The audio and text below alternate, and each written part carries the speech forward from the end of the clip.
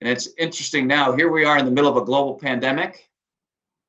And I will tell you, our business has never been stronger. There has never been more interest in what we're doing because, cheap, made in China is out.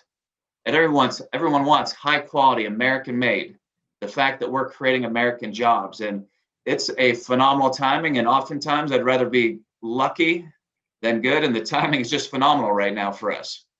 When you make that kind of a decision up front, you are buying yourself a really different set of problems. So like you guys, you make your apparel here in the U.S. and the North Face stuff that Greg is wearing, North Face is, they're probably getting a deal on labor, but they've got quality issues, right?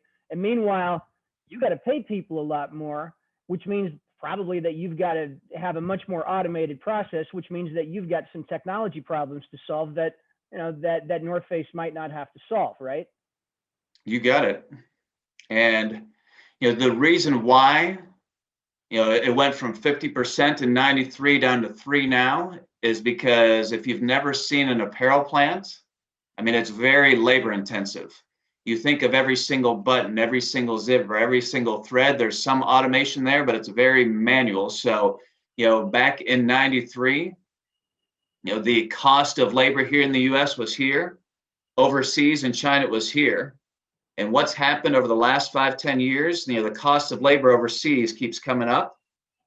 And as I was doing my due diligence, Jason, the big bet I made is that we can not only have an amazing product, but we can be competitively priced and we can also have a healthy gross margin. So, for example, we benchmark ourselves versus Under Armour.